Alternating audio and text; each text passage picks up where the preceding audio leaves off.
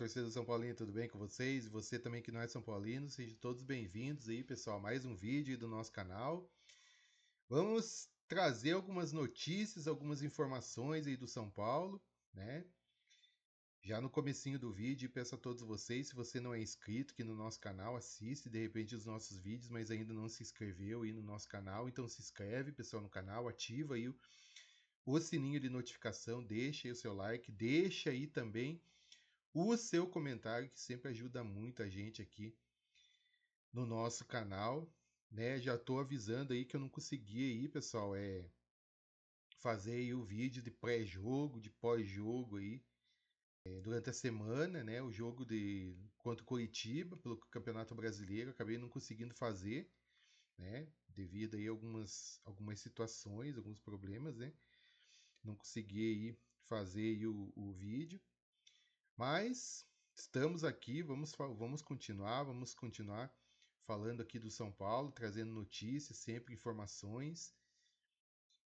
E vamos resenhar, né, pessoal? Vamos começar aí o vídeo aí falando sobre o... Vamos começar aí falando sobre o momento aí do São Paulo, né? O momento de São Paulo, tanto no campo, quanto também aí politicamente falando, né? Eu acho que tudo mudou aí com a saída aí daquela corja imunda que tanto fez mal aí pro São Paulo. E hoje em dia a gente colhe aí todas as sujeiras que fizeram aí com São Paulo. São Paulo não tem aí condições de contratar jogadores de qualidade. São Paulo não tem condições aí de reforçar o time da maneira que poderia reforçar, com jogadores de qualidade, como eu falei. E tantas outras coisas, né? Mas tudo começou a mudar quando aquela corja imunda saiu. Que o Assis aí assumiu aí o cargo de presidente. Aí já trouxe Rafinha, tirou alguns lá de dentro. Ainda tem muita gente aí para ser tirada lá de dentro também. Teve aí muitas trocas lá dentro. E o São Paulo ressurgiu para um time aí que no começo do ano, eu acho que todo torcedor são paulino era São Paulo rebaixado no Paulista e rebaixado no Brasileiro. Rebaixado no Paulista e também rebaixado no Brasileiro. Esse era o cenário do São Paulo naquele momento. E o São Paulo conseguiu aí, depois aí da saída, como eu falei, do presidente, da saída de alguns que estavam fazendo mal ir para o São Paulo lá dentro. E o Assis acertou em ter trazido o Rafinha. Principalmente aí o Assis acertou em propor aí um parcelamento aí do que o clube deve ir para os jogadores, fazer um parcelamento. E também aí pagar os salários em dia. Pagar os salários dos jogadores em dia. Então tudo mudou. Tudo mudou lá dentro. A gente já sabia que quando, em alguns momentos ali, o São Paulo perdia algumas partidas, aí não era porque o São Paulo aí era migué dos jogadores. Não adianta. Não adianta o pessoal vir dizer que não era. Porque é. Jogadores aí fazendo corpo mole. Mas por quê? Porque não recebiam salário. Aí o que acontecia? Quando eles recebiam o salário ali, eles pagavam e de repente um mês aí de salário, os jogadores iam lá e jogavam pra caramba. E hoje, o que a gente vê aí no São Paulo? Os jogadores com vontade de ganhar.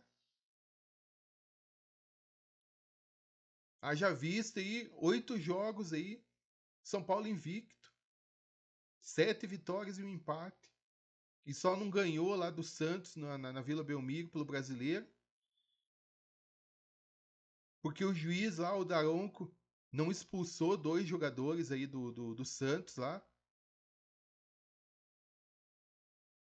Foi por isso. Porque senão o São Paulo tinha ganhado aquela partida também. Teve oportunidades de ganhar aquela partida também. São Paulo poderia estar com 8 vitórias aí consecutivas. Mas tudo foi pela mudança, pelos salários pagos, que estão sendo pagos aí para os jogadores. Né? Então a gente vê que tudo mudou. São Paulo classificado para as semifinais aí do Paulista, Campeonato Paulista. E vice-líder do Campeonato Brasileiro. Tem a mesma pontuação do Palmeiras. Só não é líder aí por saldo de gols. Então tudo mudou no São Paulo a partir do momento que a diretoria teve algumas mudanças lá dentro. Teve muitas mudanças lá dentro, mas tem alguns aí que tem que sair. Mara Casares, Douglas Schwarzman. Tem que sair aí do São Paulo. Tem que ser expulsos.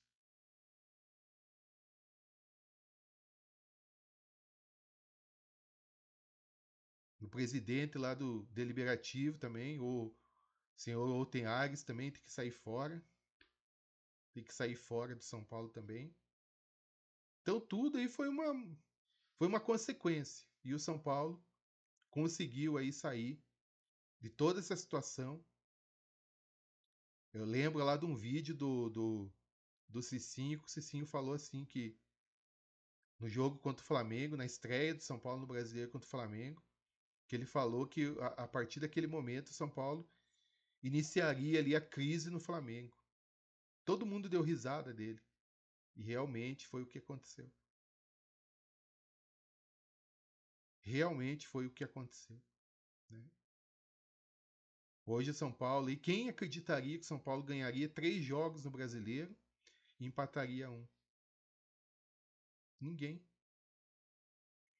Quem imaginaria que o São Paulo estaria classificado às semifinais aí do Campeonato Paulista? Ninguém também. São Paulo pode perder para o Palmeiras? Pode. Pode perder para o Palmeiras no domingo. Mas eu acho que, de repente, o São Paulo perder, o torcedor vai ficar aí irado, lógico que vai, né? Mas depois passa e o foco do São Paulo tem que ser o Campeonato Brasileiro. Para mim, o foco do São Paulo tem que ser o Campeonato Brasileiro, Copa do Brasil, aí depois Paulista e Sul-Americana. E eu colocaria um time sub-20 para jogar Sul-Americana, ou jogadores que não estão sendo aproveitados. E focaria no Brasileiro e focaria também na Copa do Brasil. E esse é o meu pensamento. Bom, vamos falar aí, pessoal, agora do Alisson.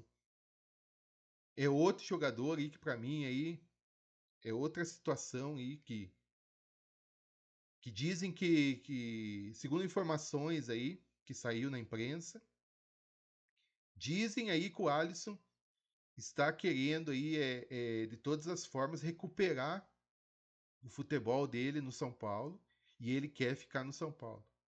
O problema é o seguinte, Alisson. O problema é que você queimou seu filme com o São Paulo. Você queria de todas as formas ir para o Corinthians. A situação nem estava certa e você já foi lá para o Corinthians, foi lá visitar o CT do Corinthians, foi lá conhecer lá o Memphis. Esse foi o maior erro seu aí, Alisson. E agora vai ser muito complicado, vai ser muito difícil aí, o dia que você entrar para jogar. Na minha opinião, você não deveria nem colocar mais a camisa de São Paulo para jogar. nem deveria mais jogar no São Paulo.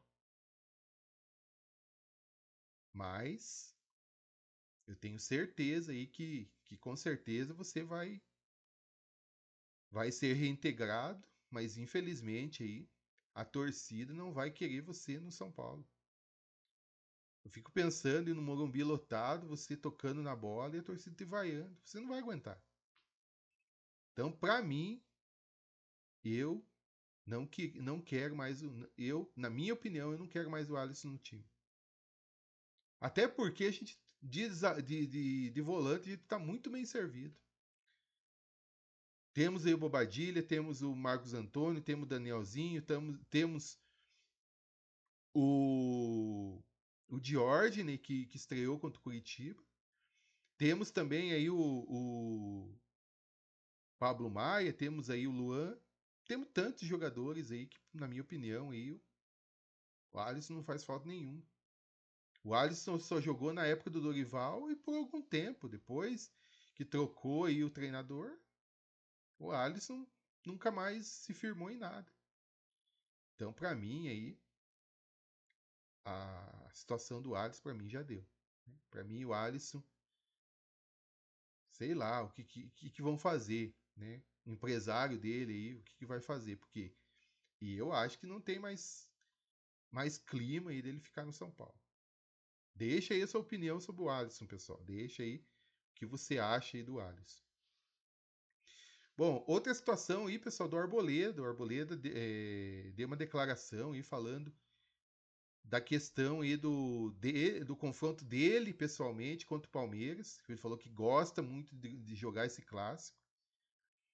E que ele, em alguns momentos, lá atrás, ele acabou aí criando uma situação aí de rivalidade contra o Palmeiras, depois aí daquele episódio lá, que ele vestiu a camisa do Palmeiras, né? Que acabou vestindo a camisa do Palmeiras. Aí a torcida ficou muito pistola com ele, né? Mas mesmo assim, ainda o Arboleda, diferente do Alisson, o Arboleda criou aí um vínculo muito grande com o São Paulo. E conseguiu aí na bola, no campo, mostrar que aquilo ali foi uma besteira, um erro, né, que ele cometeu ali. E agora aí é um dos jogadores mais importantes de São Paulo.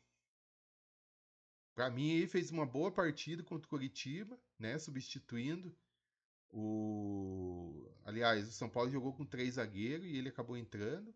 E, com certeza vai ser ele que vai jogar aí no clássico, no lugar do Alan Franco, que foi expulso contra o Bragantino, né? Mas ele falou aí sobre essa situação, e que a rivalidade foi criada de repente por ele mesmo.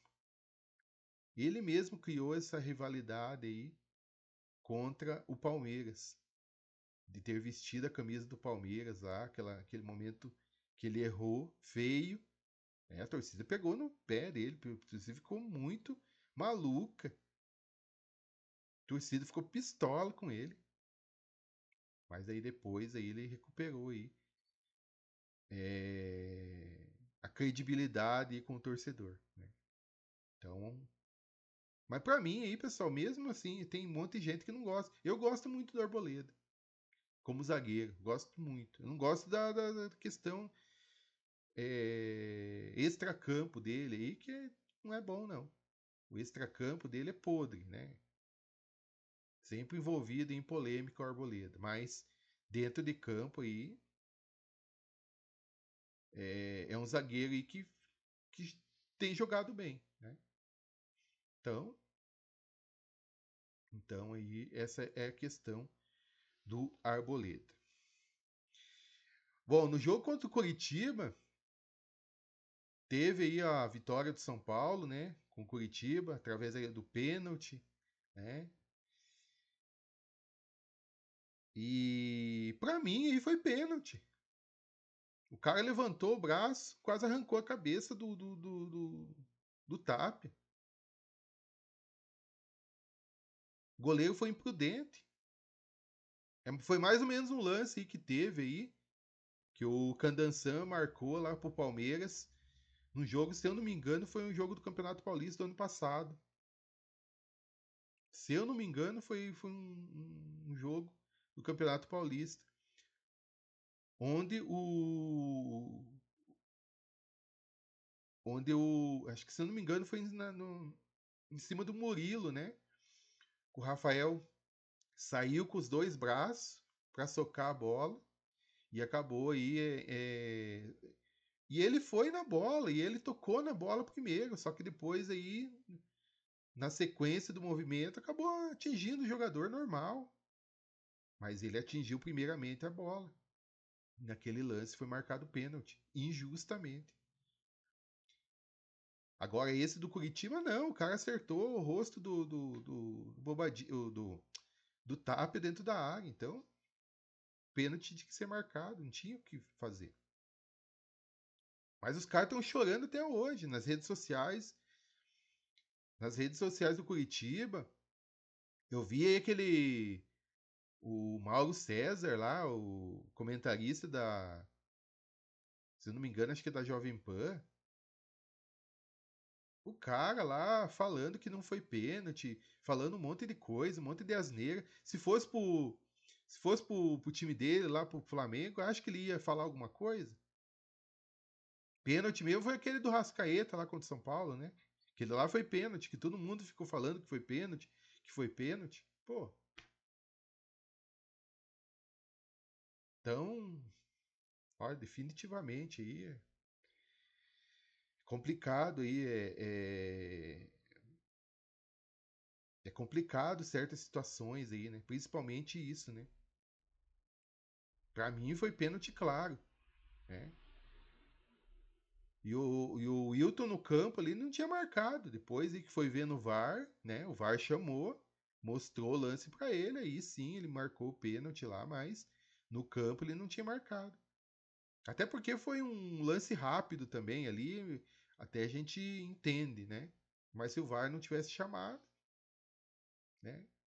Ia ficar por isso mesmo, né? Aí teve o pênalti, o Cauli, na sua estreia, acabou batendo, acabou fazendo o gol do São Paulo, e o São Paulo depois aí segurou a partida e conseguiu a vitória, né? Então, importante aí, mas a choradeira continua, né? É isso que é complicado.